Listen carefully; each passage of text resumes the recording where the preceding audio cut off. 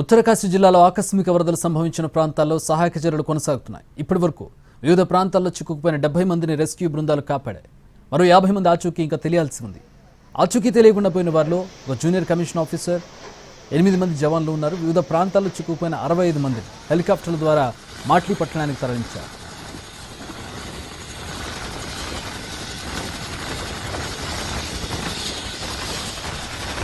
తీవ్రంగా ప్రభావితమైన ధరాలి గ్రామంలో బురద, మట్టి, రాళ్ల కింద ఇరుక్కుపోయిన వారిని గుర్తించేందుకు అత్యాధునిక పరికరాలను ఉపయోగిస్తున్నారు.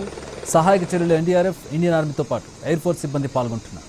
సహాయక చర్యలు ఇంజనీర్లు, వైద్య బృందాలు, నిపుణులతో కూడిన 225 బలగాలతో పాటు రెస్క్యూ డాగ్స్ కూడా పాల్గొంటున్నాయన్నారు. వాతావరణం మెరుగుపడడంతో పౌరులను సురక్షిత ప్రాంతాలకు తరలిస్తున్నారు. అత్యాధునిక చినూక్ MI-17 హెలికాప్టర్లతో వీరిని తరలిస్తున్నారు.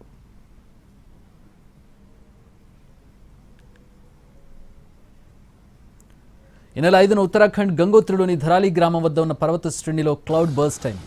భారీ వర్షాల కారణంగా కొండ చర్యలు విరిగిపడ్డాయి. దీంతో ధరాలి గ్రామం మొత్తాన్ని ముంచెత్తింది. అలాగే అనేక ప్రాంతాల్లో భారీ వర్షాలు కురవడంతో రోడ్లు కొట్టుకుపోయాయి. వివిధ ప్రాంతాల్లో పర్యటనలో ఉన్న యాత్రికులతో పాటు స్థానికులు తప్పిపోయారు. దీంతో వారిని గుర్తించేందుకు రెస్క్యూ ఆపరేషన్ కొనసాగుతుంది. 10 మీటర్ల కంటే ఎక్కువ ఎత్తులో బురద, రాళ్లు కప్పివేయడంతో ఎవరి ఆచూకీ లభించడం లేదు. ప్రభావిత ప్రాంతాల్లో చిక్కుకున్న వ్యక్తులను గుర్తించడానికి సైన్యం డ్రోన్లను రంగంలోకి దింపారు. ఈ డ్రోన్లు భూమిలోకి చుచ్చుకుపోయి స్కాన్ చేసే రాడార్లను కలిగి ఉన్నాయి. దీంతో వరదలు చిక్కుకున్న వారిని గుర్తిస్తున్నారు.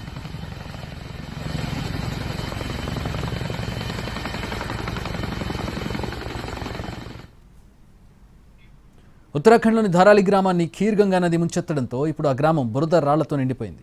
ఆకస్మిక వరదలు ఆ గ్రామాన్ని నేలమట్టం చేశాయి. ఆ ఊరికి చెందిన డ్రోన్ దృశ్యాలను రిలీజ్ చేశారు. ప్రస్తుతం అక్కడ SDRF, NDRF, ITBP సిబ్బంది సహాయక చర్యలు చేపడుతున్నారు. భారీ స్థాయిలో విస్తరించుకుపోయిన బురద, రాళ్లను అవసరమైన చోట తొలగిస్తున్నారు. నదీ నీరు ప్రవహిస్తున్న కొన్ని ప్రదేశాల్లో తాత్కాలిక బ్రిడ్జిలు ఏర్పాటు చేశారు. ధారాలి ఇప్పుడు నిర్జన ప్రదేశంగా మారింది.